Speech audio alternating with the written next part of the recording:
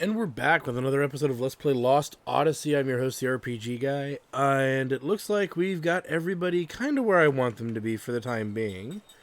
As we have characters, all immortal characters know all abilities currently available from every character as well as every accessory. And yeah, we've got every character at least 48 or higher. It took a little longer than I was comfortable doing, mostly not for the leveling, but primarily for the learning. The learning was the worst part. But it is what it is. You know, what are you going to do? But we got everybody squared away, and whatnot, and I guess we're pretty much at this point ready to kind of continue on. I'm just double checking one thing. I'm not...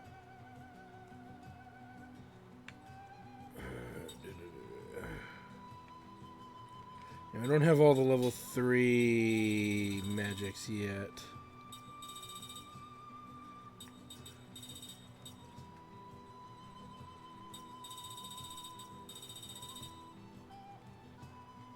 So, yeah.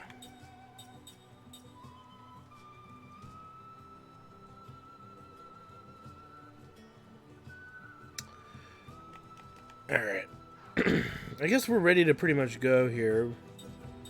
And so what we're going to do, in order to progress the game forward...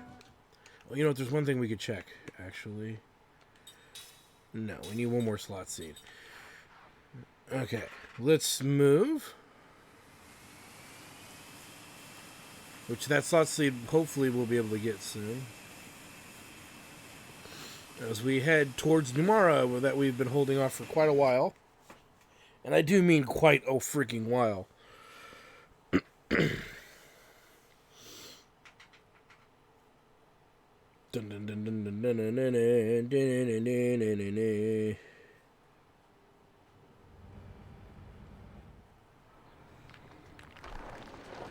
Now what's going wrong? You never get a break.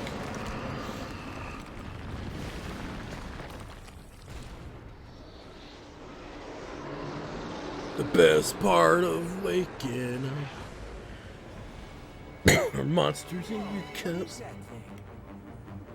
Arthrosaurus. Wasn't that turned into stone? In exchange Let me move this closer. There we go. it's a trap set by Gongora. He devised it so that Arthrosaurus would revive when my memories returned. Set, land at Numara. Aye, aye. This time, Ming, we're gonna help you protect your kingdom. As the shit has gotten real.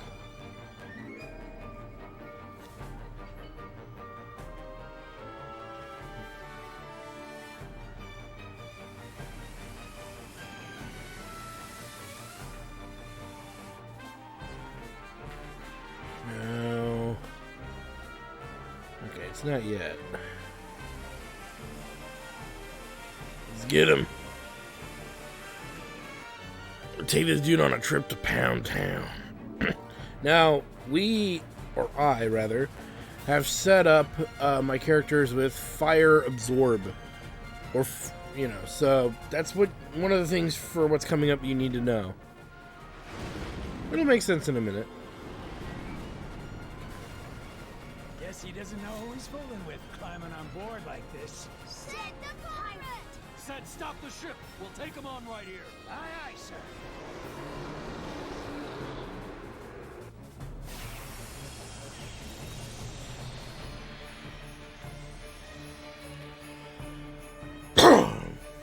Bring it. If it's a fight you want, you got it. Oh my.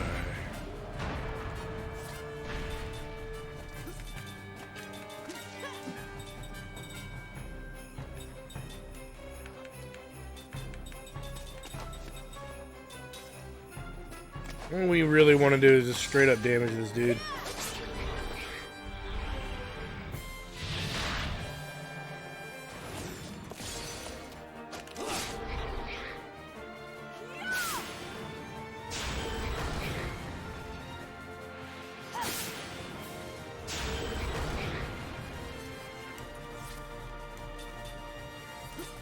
Oh, he's Earth, so...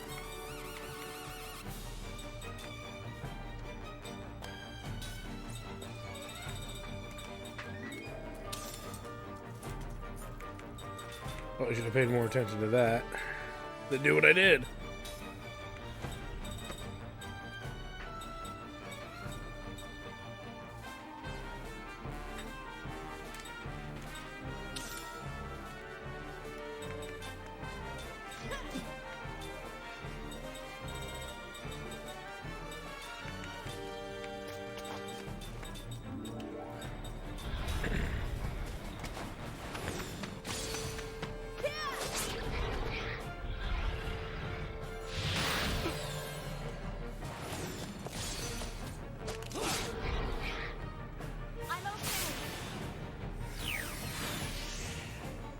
There you go, Sultan.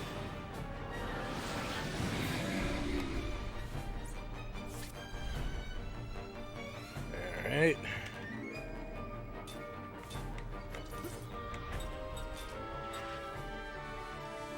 What is that thing? He's a beast. Leave it alone.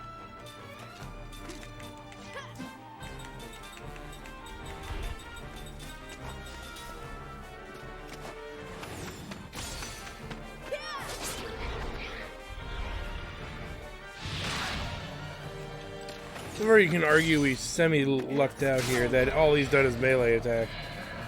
Or been unlucky, rather, because we would normally absorb his damage from his other attack, which is a fire attack. Like fire breath or something. Nice.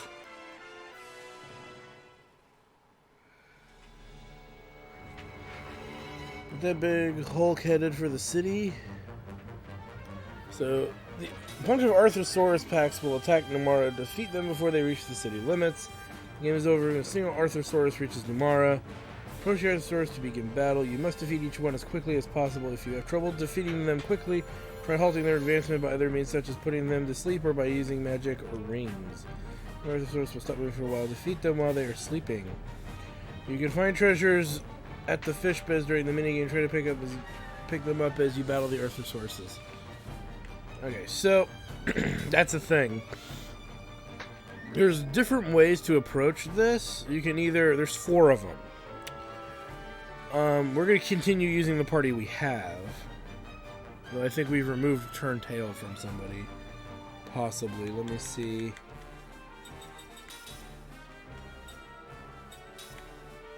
Yeah, we don't need that. We'll put in Turntail. There we go. Alright, so you can see there's 4 of them out there. And there's at least 2 treasures we want to make sure that we get, that not being one of them.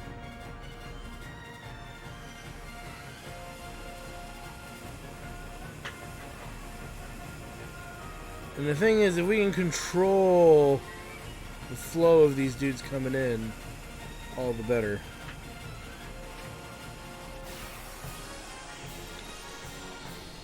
As you can see, also on the map, we still see them coming. Not too smart, eh?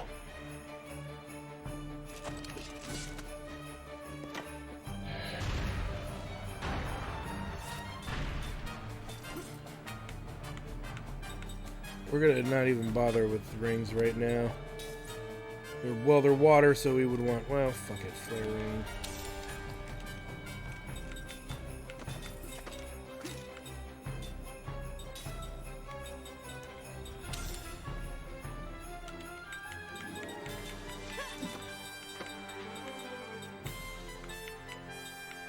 How's my sleep magic? There it is.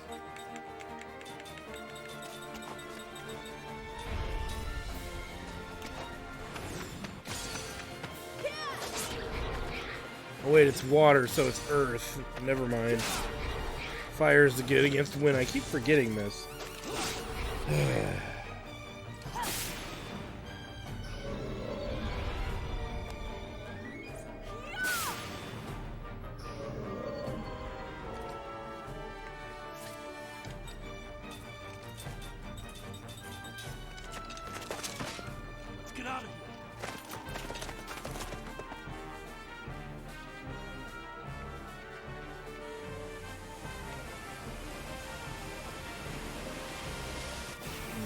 here. Probably sleep this one and try to kill the two down there. Preferably this one that looks like furthest south is the most threatening. Hence being, it'll be the last one we go for.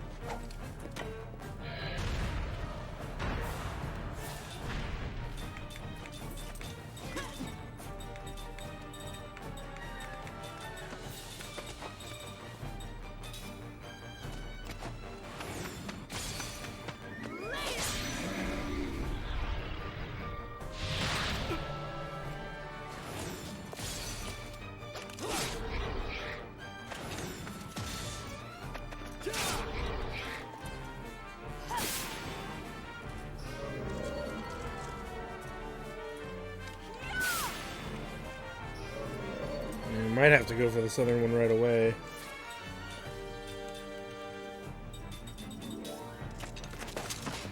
Let's get out of here.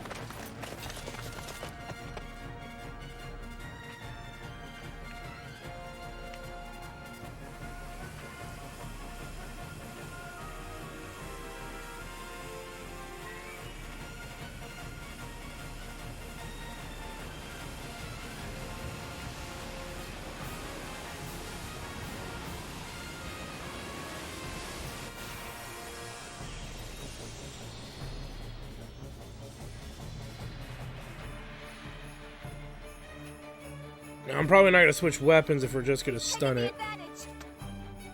I don't know, it's hard to say because the other two are so close. Yeah, let's just stun him. Actually, we're going to stun him.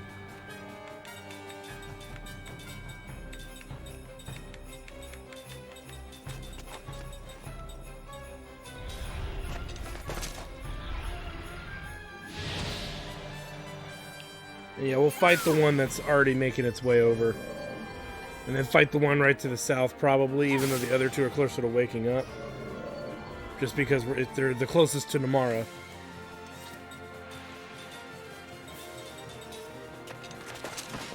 Let's get out of here. So we know that one's fire, so we're going to use water to kill that one.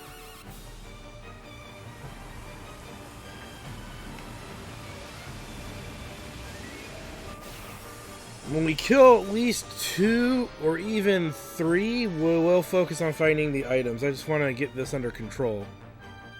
As you can see, it's very easy for it to get out of freaking control.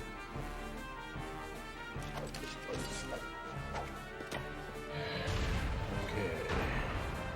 Earth, so that means...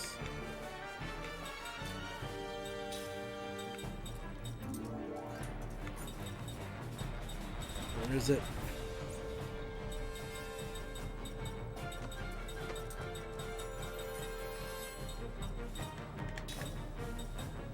There.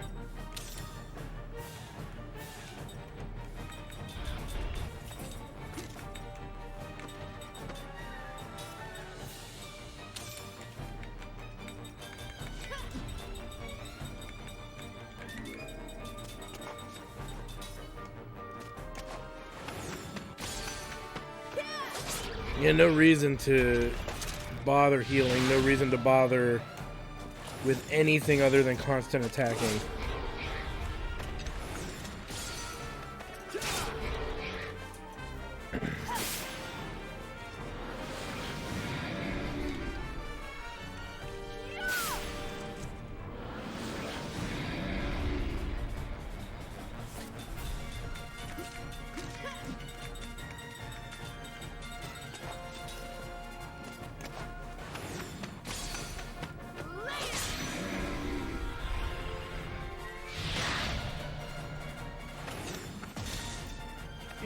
Got him.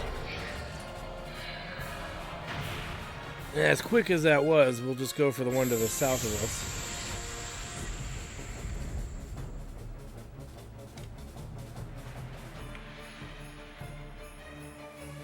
Because he's pretty much the closest as far as the game is concerned. We'll probably re-sleep the first one that we went up against. Depends on when they wake up. but we can pretty much kill them in 2 to 3 rounds. So currently it's not, you know, the end of the world.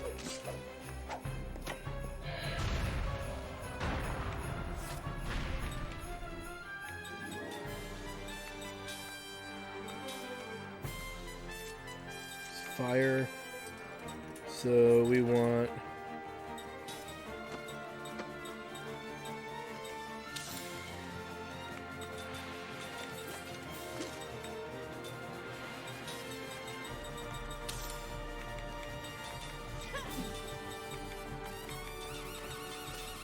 This actually might take a hair longer, just because we don't have the other. We don't have a stronger elemental spell. The crits always help.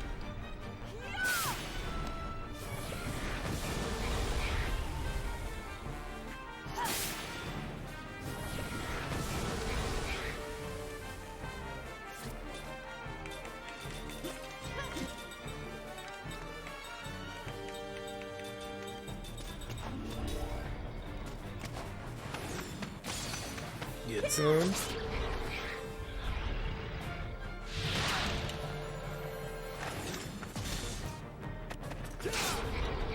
Probably heal after this fight.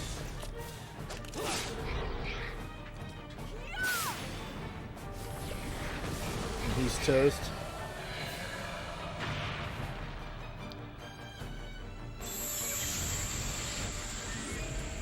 At least the other one still haven't woke up, so we might use this to our advantage.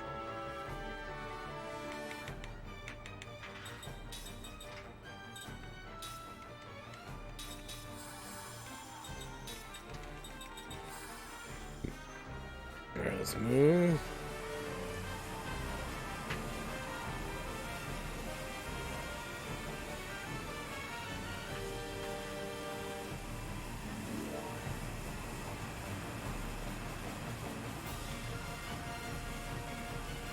Won't let us go that way.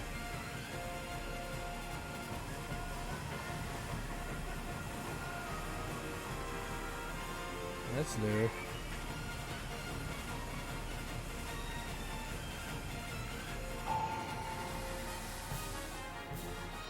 That's one of the 2 items we want to make sure we get. And the north one is woken, so we're gonna go back and order. That's the second item we want. So any other items beyond that I could care less about. The other items are just like not. I wouldn't want to use the word consumables, but that's pretty much what they are. Alright, we're just gonna knock this one back out, and then go after the southern one. Then use that free time to pick up whatever else we want.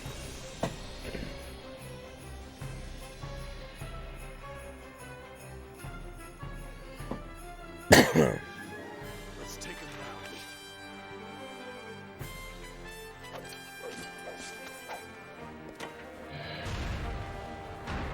down. Alright, so... what is he? Water? So we would kill it with earth. Well, fuck it, let's kill it. Well, the other one's waking up soon. We can handle it.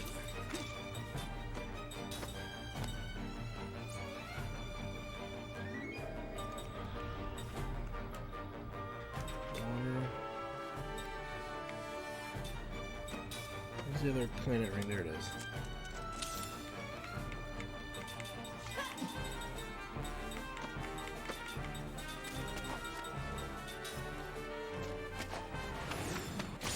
Thing is, by the time we kill this one, the other one will be maybe halfway there, a little more than halfway there. So we should be able to kill this one without having to run away.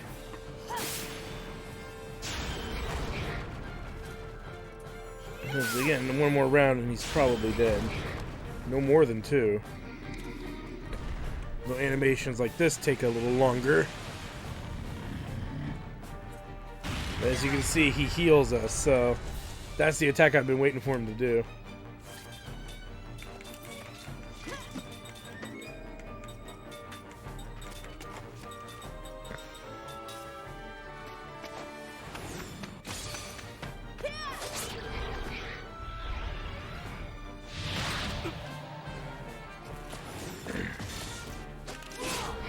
He's down.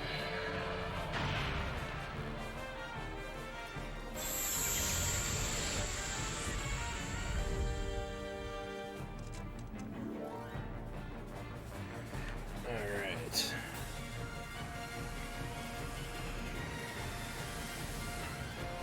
And I think these are the last two items over here anyway. So we'll just grab them. And then we'll go fight the dude.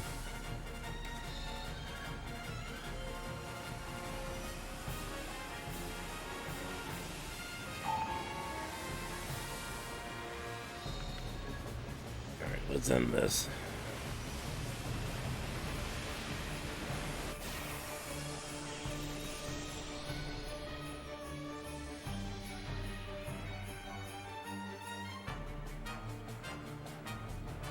Oh no, look out!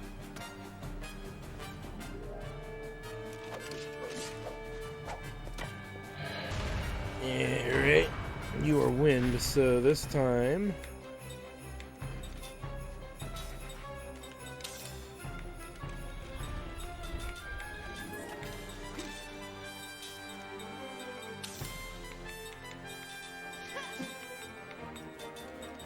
There we go.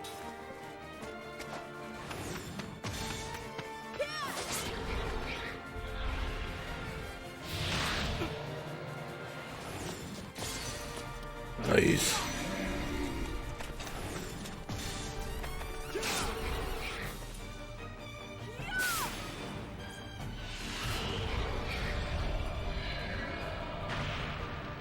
And he's done. Because we had already started working on him. Oh, yeah. What to do? Tolton levels.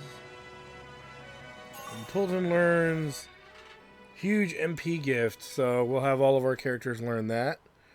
Again, with these random ass fucking achievements.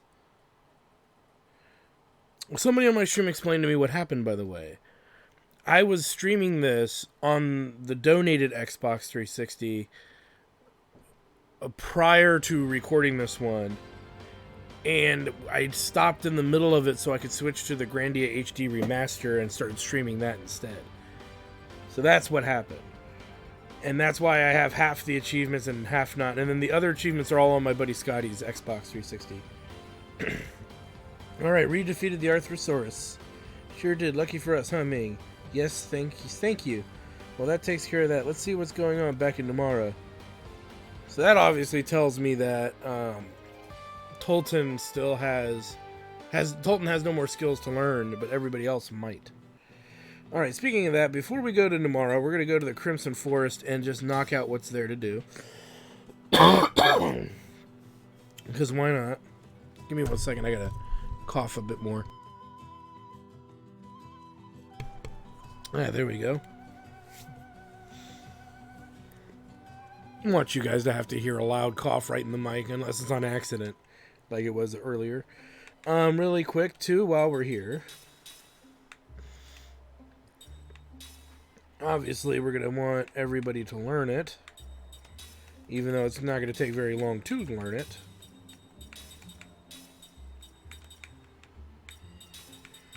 Because now that we're on top of this shit, we're in a good position. Alright.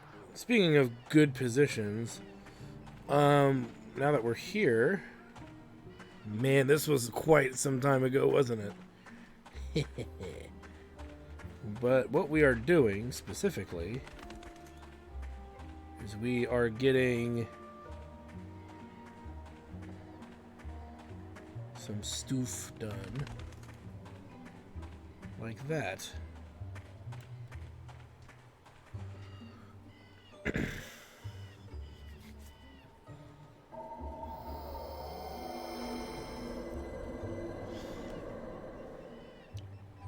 Royal Knight's Emblem. So let's equip that on Kine, because that's really just in the 10 kilo weight. I think we learned Stand Firm from somebody else. Oh, we learned it from actual Tolton. Hence why it's not relevant that we learn it now. Yeah.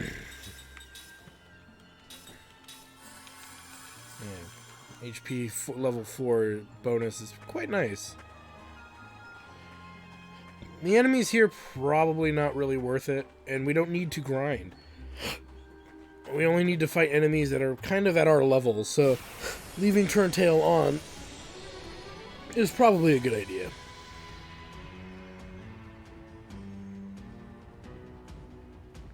Let's take him now. Because characters will just learn stuff as they learn it.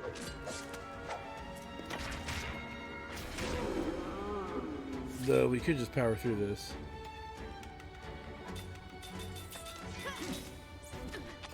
We have double SP on, so... I guess the big mobs we don't want to deal with. See, this is simple. The more I think about it. Yeah, well, I got 4P for it, so... And we only need 4 more to unlock for everybody to learn Tolton's new skill. Which means we can take Tolton out at some point. Because Tolton doesn't teach any new skills anymore, so he's kind of lost his value to us. Other than that, he's a decent melee fighter, but...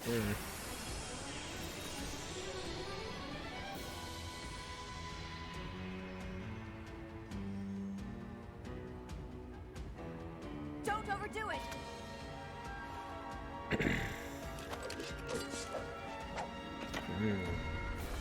The muscle.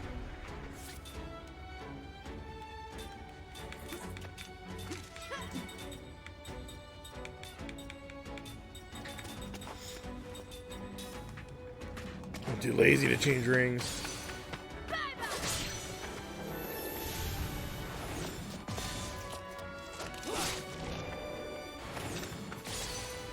It's over.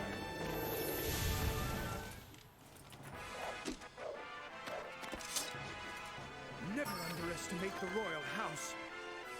And there it is. Huge MP gift. Awesome. At this point, it just makes sense to bring in somebody else. Probably Ced. Being that Ced has not received any master of any kind. But I believe he has it. Doesn't he? Does he not have all of his skills? We'll just let it go. We'll just see what happens when he hits 50 and so on. Okay, let's go this way. Because we're looking for a treasure hunt. Goody. Need to equip immediately. It's not there because we see it on the map.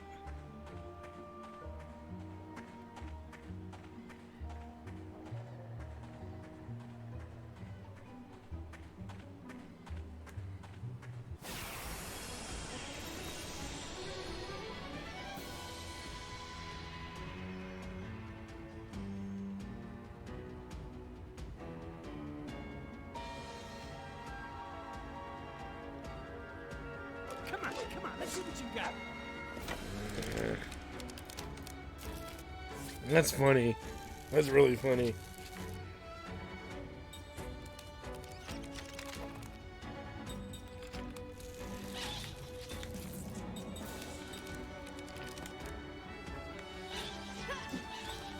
Yeah, that's right.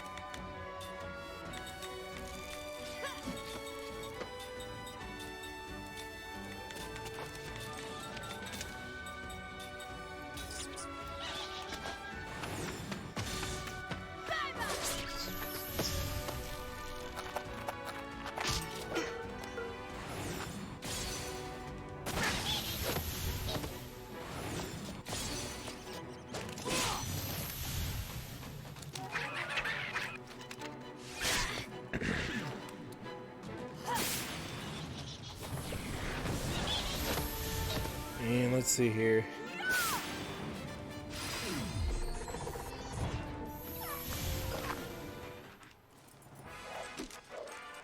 I did it! A perfect battle! And that's it for that. I want to check something just to make sure we're not wasting too much of our time here.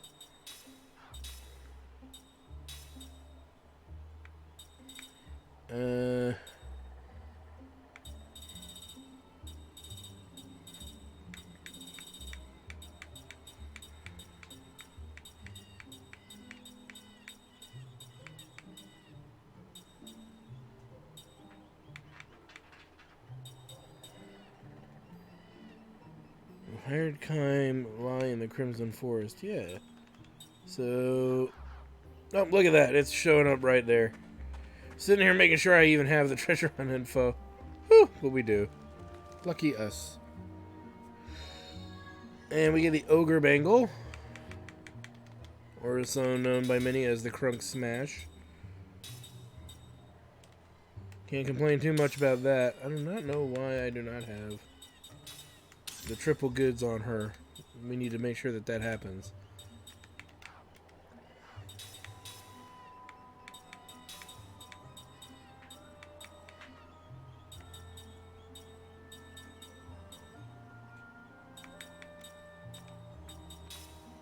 We need triple accessory. Well, where's your double? There it is. Swap it out for triple. Because you don't get multiple in the ways that you might think. Putting 2 accessory and 3 accessory does not give you 5 accessories. As much as awesome as that would freaking be. Alright, now we can get out of the Crimson Forest. Yay. Because we have a crap ton of stuff to do in Numara. And we don't want to have to make all that those delicious goodies wait for us. Because it's the first time we've been to Numara since Disc 1. Right? Yeah. Give or take.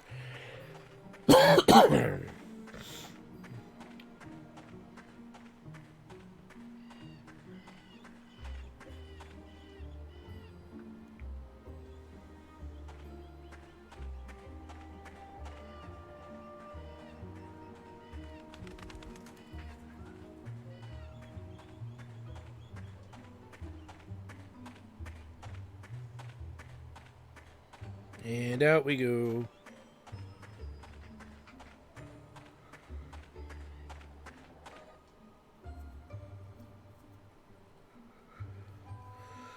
Okay, so let's just head to Port of Numara.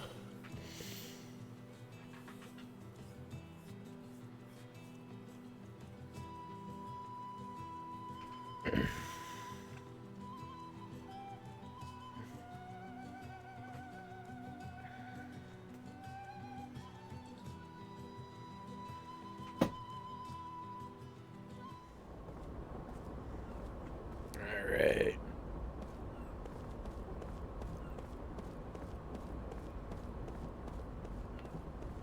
Let's go ahead and make a save.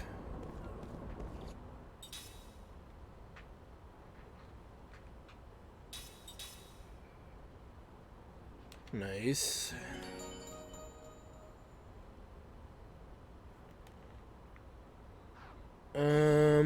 Let's see here.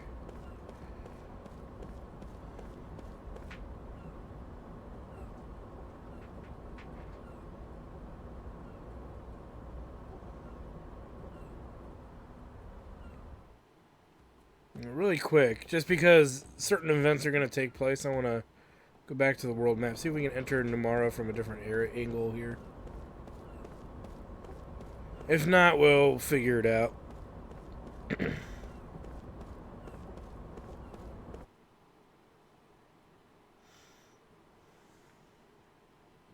There we go. I'm sitting here going, if I go down Canal Street, I'm going to run into some stuff that's going to take a long time to get through. And I'd rather go the other way. So, the only reason is because guess what? It's 1,000 years of memories. There's a couple of them here actually. So, yeah. Just try to avoid that to a degree. Welcome back, my queen. Queen Ming is back. Pretty popular, aren't you? Why don't you say something to them? I apologize for being away so long. I'm glad that all of you are well. We're glad to see you too, Queenie. Still so beautiful and so strong. I knew we could trust Queen Ming to defeat the Arthrosaurus. Mara saved. This is all thanks to you. Thank you so much, Queen Ming. I'm so happy our queen is back. Hopefully you'll put General Kakanis in his place. Kakanis, I guess your absence must have turned him loose. Well, now what, Ming? Are you going back to the palace? Kakanis may have some kind of trap set up. I'll be alright. I have an important task to take care of. So we'll deal with that in due course, of course. But we've got plans. We got things we need to knock out really quick.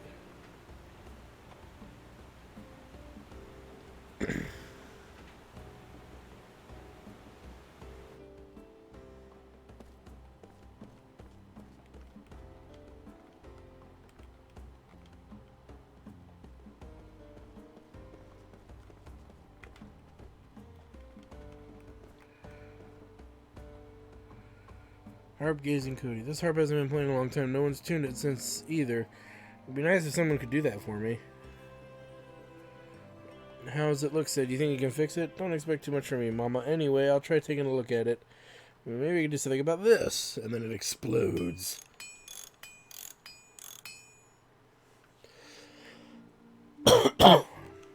Okay, listen everyone. These people fixed the harp for us. Let's give them something for their trouble. Sweet.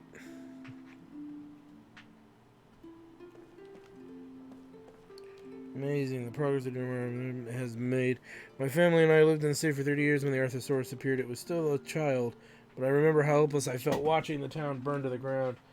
The woman next door was wandering around the square looking for the dowry she had lost. She never found it. In the end, we were all taken out of town by some family friends. You never know, the lady's dowry may still be in the square, wherever that is. Okay. Let's go take a look.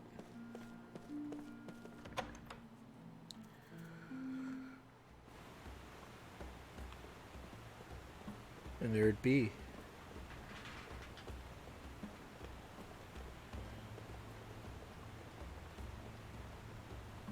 Which is another delicious spell.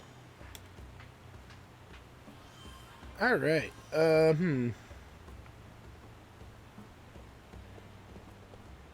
us go this way. Keep getting hung up on people.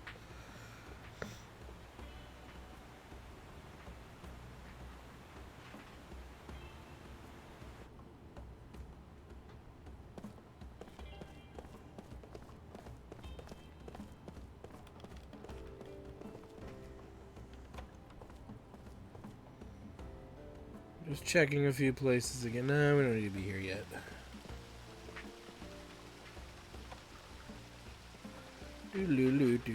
Do.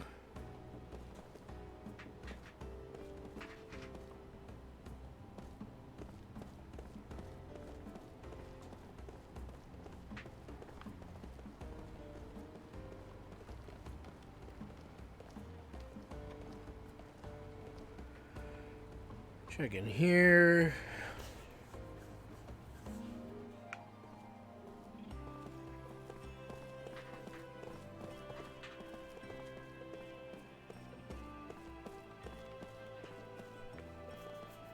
We didn't have access to this area before, so now that we do, we can go back in here.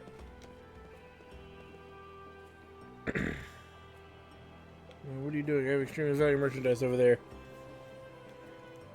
Valuable, you mean this? That? No, I mean, well, you can say that's just a memo. I'm afraid it wouldn't be much to anyone besides me.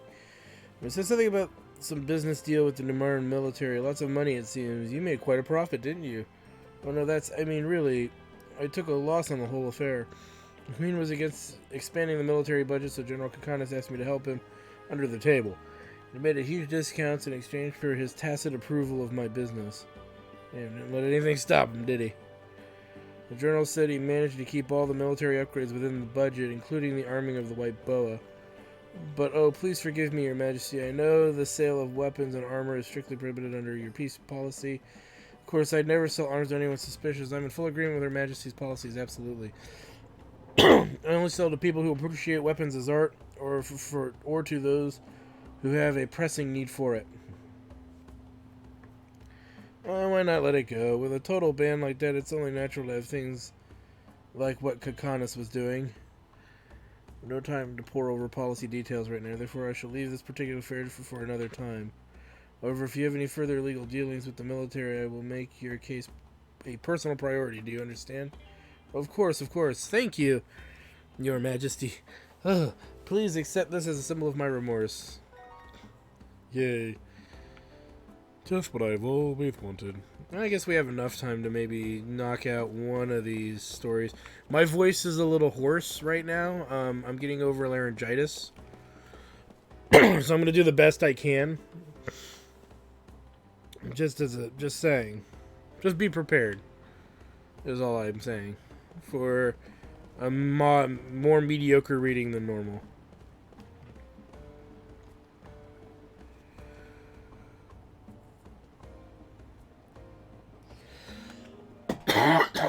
God, my mom's so slow. She really ought to stay home and take care of the housework instead. She's getting too old for this. Well, sorry. Remember, we're almost through most of the memories, if I'm not mistaken. We can look at that later.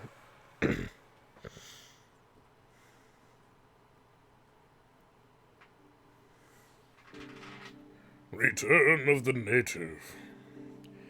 The mother stands by the island pier waiting for her son. Her luggage is bigger than she is, dressed in her finest traveling clothes. She seems hardly able to contain her excitement as she speaks to Kaim, who happens to be waiting for the same boat to arrive. I got a letter from him, she says. Almost 30 years have passed since her only son left the island of his birth. There was no word from him in all that time until he recently wrote announcing his success and his plan to bring her to the mainland. I've been alone ever since I lost my husband, so just to think I might be able to spend the rest of my life with my son, his wife, and my grandchildren. She sold the house she had always lived in and has been waiting for her son to come to her. The letter arrived over a week ago. I wonder why it's taking him so long. The seas are calm. Kaim arrived here on yesterday's ferry. You mean he's late? Kaim asked with some surprise. Very, she replies, forcing a smile. I wonder what's wrong. Maybe he got busy all of a sudden and can't pull himself away from his work. He hasn't written again to explain. He's never bothered with things like that, not since he was a child, she says, straining to smile again and glancing towards the horizon. No bigger than a dot at first. A boat is now big enough for a clear view of the mast in silhouette. Anyhow, I'm not worried. I know he'll be on this boat, she says, raising herself from the dockside crate on which she is sitting and waving a handkerchief toward the approaching vessel. Kaim also stares hard at the boat, which gives his eye a stern expression. Young man? At the sound of the mother's voice, Kaim hastens to soften his gaze before turning toward her. You're a traveler, aren't you? That's right, he says. I saw you arrive on yesterday's ferry. Are you leaving soon? She is obviously curious about this stranger, but her face shows no wariness towards outsiders. Relieved to see this, Kaim replies. I'm doing the same thing you are, waiting for someone to arrive. On this boat? Yes, probably. You haven't been in touch with the person? No. We haven't agreed on a time. I might be waiting for nothing, too. Oh, really? Kaim evades further questioning with a strained smile. This is not something he can discuss with just anyone. He is on a secret mission, one that must not fail. The woman still wears a look of puzzlement, but their conversation is swallowed up in the general hubbub on shore, accompanying the approach of the boat. At last the ferry arrives. One by one the passengers alight after their half-day trip from the capital on the mainland. Clutching the handkerchief to her breast, the mother scans each of them. There are peddlers who travel from island to island hawking their wares, and men who have come to do larger-scale trading. Sunburned young men and women who arrive from the mainland in groups to work on the island's farms, and men coming home to the island after a season of labor on the mainland. None of the dozens of passengers, however, is the woman's son. Once it has disgorged its island-bound passengers, the ferry takes on people crossing to the mainland. Greeters on the pier give way to well-wishers. The mother turns her back on the pier's hustle and bustle and plods her way toward the town. She hoists a heavy pack onto her back and lifts a large suitcase in each hand, but she has taken only a few steps when the pack begins to slide off. Kaim reaches out to keep it from falling. The woman turns with a look of surprise, and when she realizes that Kaim is alone, she asks, "So your person didn't come either?" "Looks that way. With only one ferry a day from the mainland, all they can do is wait until tomorrow." "Are you going to stay on the island until your friend comes?" "I might have to. You could run up quite a hotel bill that way." "I'm all right. I'm used to camping out." "Camping out?" she exclaims with a look of amazement. Then she smiles and says, "Oh well, you're young and in good condition. A few days sleeping outdoors shouldn't be too hard on you." "What are you going to do, ma'am? Go back home?" "I wish I could. I sold my house last week. I was so sure my son would come get me right away." A hint of discouragement clouds her face, but she quickly recovers a smile and continues. "The money I got for the house is a nice little bundle, so I've decided to spend freely for a change. See that large hotel over there? I'm staying in their biggest room and taking it easy all day and all night, too. I'm disappointed when he doesn't show up, of course, but I've worked my fingers to the bone all these years. It won't hurt for me to indulge myself just this little bit." Though delivered with a smile, her words touch Kaim deeply. In her case, worked my fingers to the bone is not just a figure of speech, as evidenced by her sustained face, which is so unsuited to the cosmetics she has applied to greet her son, and especially by her bony fingers, so ill-concealed by the cheap rings she is wearing. Hard as she undoubtedly worked, life has granted her a few rewards. There is nothing expensive about her luggage. "I'm sure your son will be here tomorrow," Kaim says.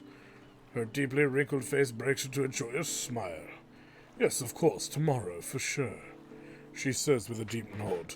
"I hope the person you're waiting for comes on tomorrow's boat, too." "Thank you very much," he replies. "I have an idea," she says. "You might get sick camping out. If you'd like, why not stay in my hotel? I'm sure we could arrange something for one extra person." Kaim senses that she is not suggesting this out of mere politeness, which is precisely why he demurs with a smile and a nod. "Thanks just the same," he says. "But don't worry about me. Just take the rest of you deserve after your long years of hard work."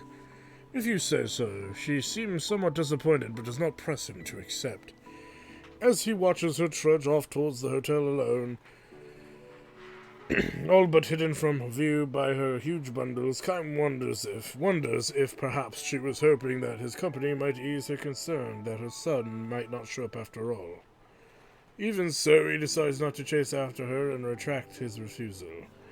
He is the wrong man to spend time with a mother whose only dream is to have a happy old age. Most likely, when tomorrow's boat arrives, she will finally be reunited with the son she has longed to see all these years. The person that Kaim is waiting for will also almost certainly cross over to the island tomorrow. The mother will undoubtedly shed great tears when her reunion takes place. Kaim, on the other hand, has a bloody job to perform when he encounters the man he's waiting for. Kaim has been hunting him.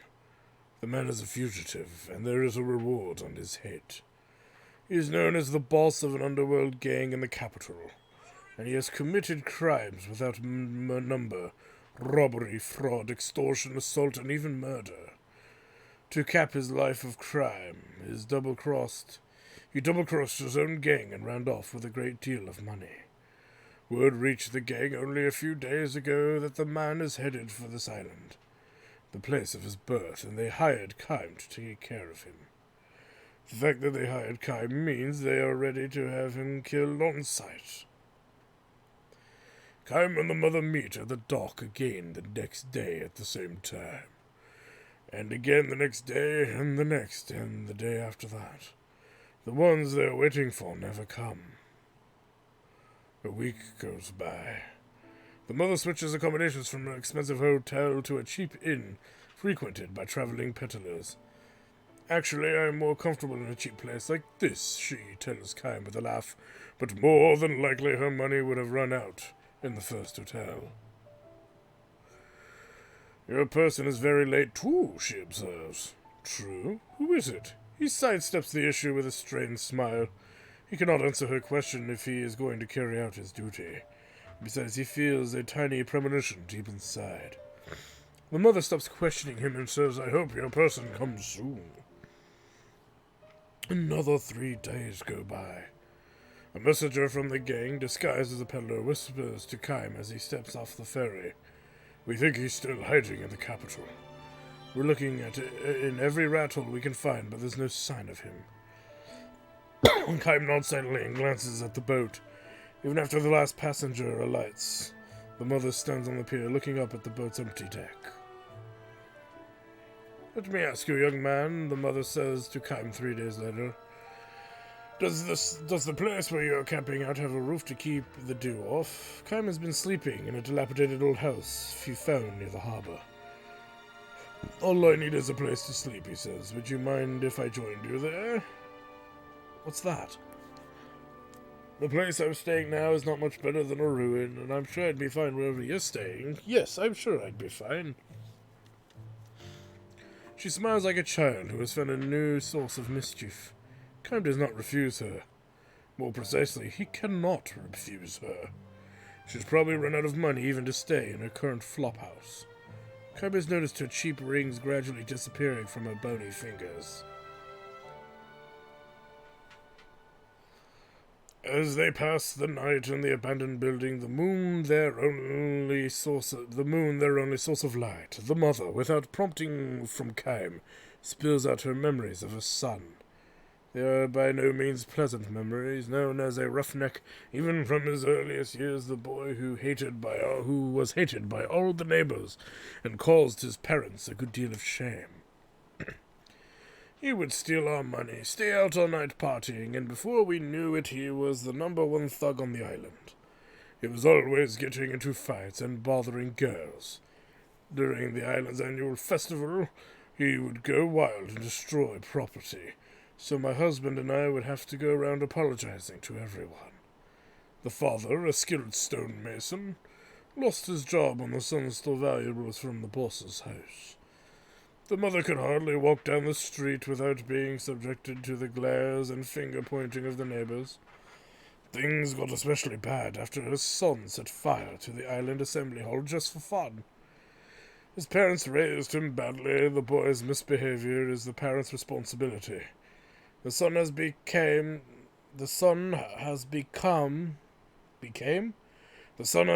such a thug because that's not grammatically correct. The son has become such a thug because his mother spoiled him rotten. It's the parents' fault, the father's fault, and the mother's fault, your fault. They had heard it all. It was so hard for us on a little island like this. There was no place we could hide. The boy was 18 when he finally ran away from home, or rather, left the island when his parents all but disowned him. The other islanders rejoiced as if a plague had lifted.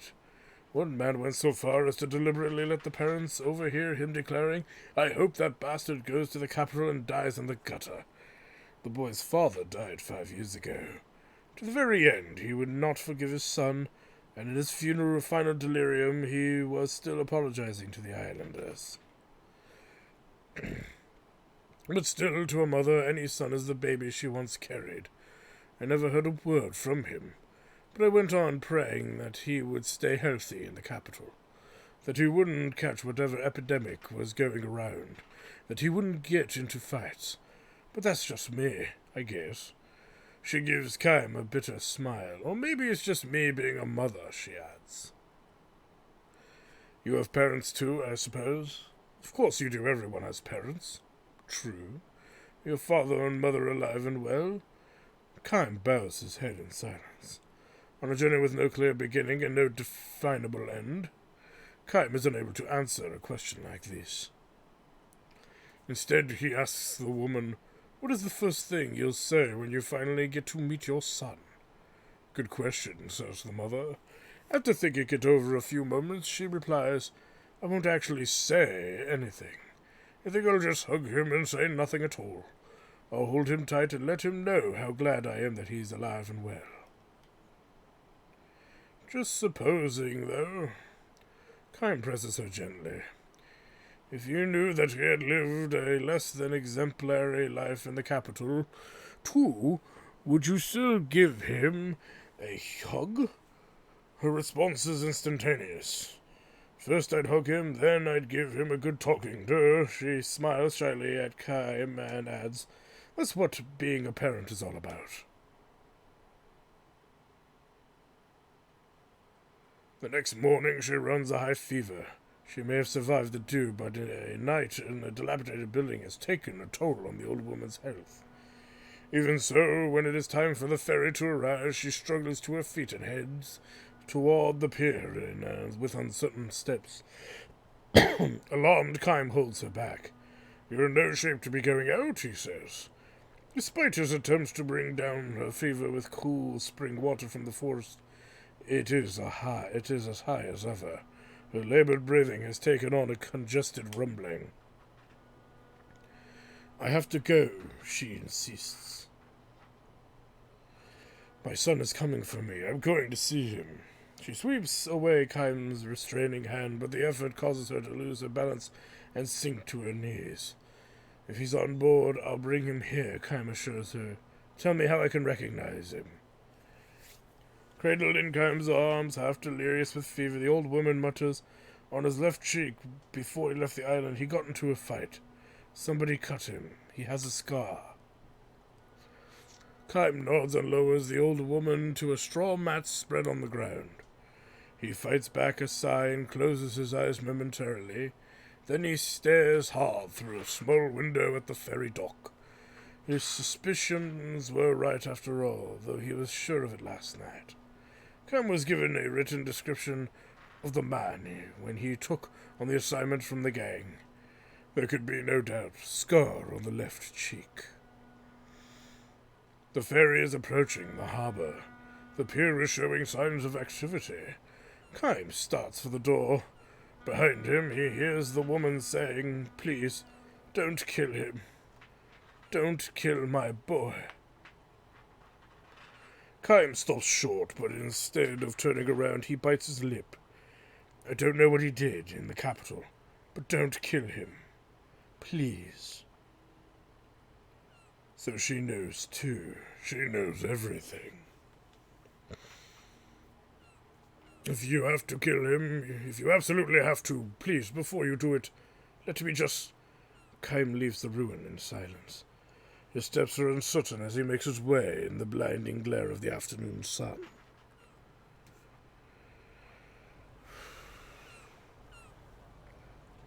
This time the man is there, trying to lose himself among the traveling peddlers. The man with the price on his head and the scar on his left cheek steps down to the pier. He is far more emaciated than Kime's written description would have led him to believe. No doubt he is exhausted from years as a fugitive. Still, he has fulfilled his promise to his mother by coming back to the island of his birth. His eyes dart fearfully over the pier. His expression changes from that of a man searching for someone to the panicked look of a child who has become separated from his parent. Kime slowly plants himself in front of him.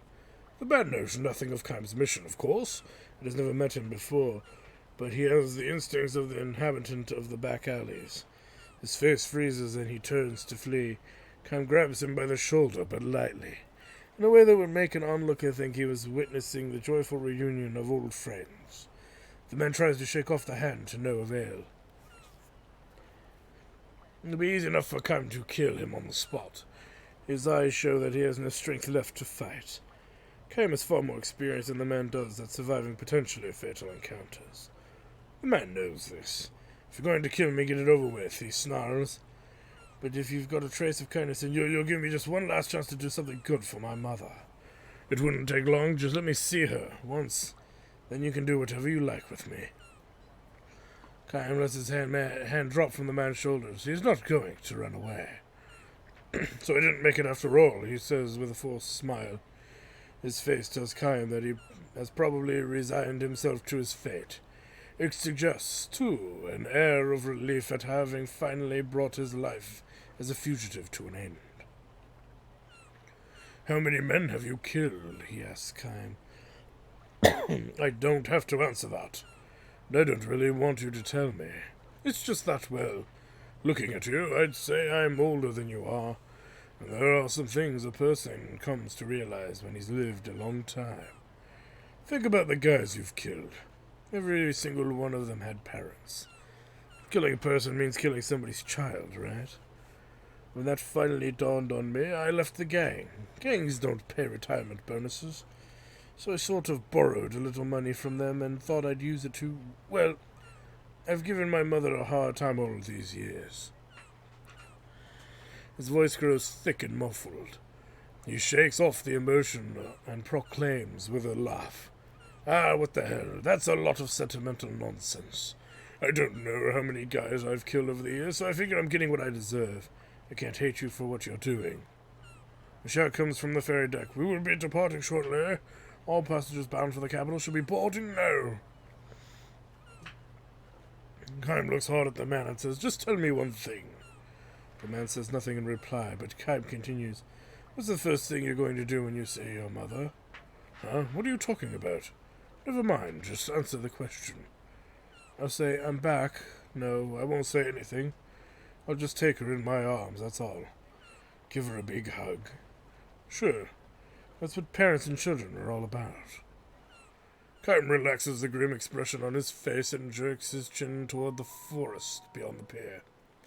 There's an old broken-down house in the woods. Your mother's waiting for you there. Go to her. What are you talking about? Don't ever come back to the capital, and don't stay on this island. Take another ferry and go far away to some other island with your mother. The man looks stunned. His voice is trembling. Kime says nothing more. He leaves the man behind and strides towards the boat before it can depart. Mission accomplished. Kime does not care if, in return for his deed, he is labeled a traitor to be pursued by the gang. The image of his own parents praying for their son's welfare has long since faded from his memory. Pulling out, please hurry, come the cries of the ferry crew. A big gong is ringing, startled by the sounds of reverberating between the vast stretch of ocean and the open sky. Brightly colored birds dart up from the forest, large birds and small birds, parents and their young. The larger birds seem almost to be shielding the smaller ones beneath their slow-beating, outstretched wings. Sparing someone's life, huh? And there it is. So, with that said,